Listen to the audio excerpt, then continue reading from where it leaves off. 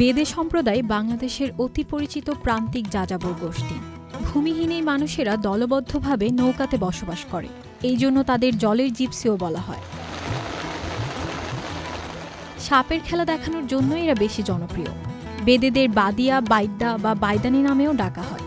এই নামগুলোর উৎপত্তি বৈদ্য বা চিকিৎসক থেকে। প্রাচীনকাল থেকেই বেদেরা কবিরাজি, ঝাড়ফুঁক সহ বিভিন্ন হাতুড়ে চিকিৎসার সাথে জড়িত। বেদে শব্দটির উৎপত্তি হয়েছে বেদুইন থেকে। আরব বেদুইনদের বেদেরা পরিচয় দেয় নিজেদের পূর্বপুরুষ হিসেবে। বেদেরা দল বেঁধে ভ্রমণ করে এবং এক জায়গায় কয়েক মাসের বেশি থাকে না। নদী ভরাট হয়ে যাওয়ার কারণে এখন বেশিরভাগ বেদেরা নদীতে থাকতে পারে না। চলাচলে সমস্যা পোহায় নদীতে কালভার্ট তৈরি করা, বাঁধ দেওয়া, জমি দখল করে ভরাট করার কারণে নদীতে সবসময় পানির প্রবাহ বিঘ্নিত হয়। বেদেদের প্রায় ৯৮% দারিদ্র্যসীমার নিচে বাস করে এবং প্রায় ৯৫% বেদে শিশু বিদ্যালয়ে যায় না। ঐতিহাসিকভাবে বেদেরা ভোট দিতে পারত না, কারণ তাদের স্থায়ী আবাস ছিল না। একই কারণে তারা ব্যাংক ঋণ বা ক্ষুদ্র ঋণের জন্য আবেদনও করতে পারত না। ২০০৮ সালে বেদেরা বাংলাদেশের ভোটাধিকার অর্জন করে। বেদেদের অধিকাংশই সাপ সম্পর্কিত ব্যবসায় জীবনযাপন করে, যেমন সাপের খেলা, সাপ ধরা, সাপ বিক্রি ইত্যাদি। বেদেদের অন্যান্য পেশা হল বিনোদন পরিষেবা, বানর খেলা, জাদু খেলা এবং ক্ষুদ্র ব্যবসা। অনেক গ্রামবাসী বেদেদের জাদুকরী শক্তিতেও বিশ্বাস করে। যত্ন, ভালোবাসা থাকলে সব রান্নাই সুস্বাদু হয়। এসিআই পিওর শাহী বিরিয়ানি মশলা। রান্না হোক ভালোবাসার ভাষা।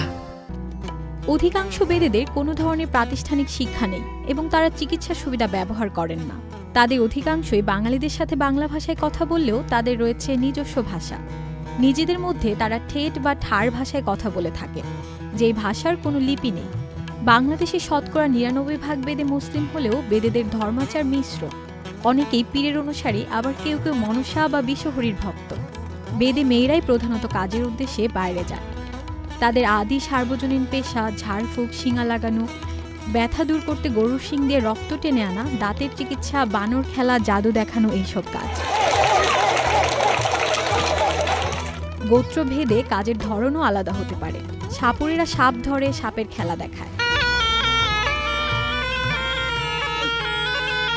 বাংলাদেশের বগুড়া, পাবনা, ময়মনসিংহ, বাখেরগঞ্জ, নোয়াখালীতে বেদে সম্প্রদায়ের মানুষদের পাওয়া যায়।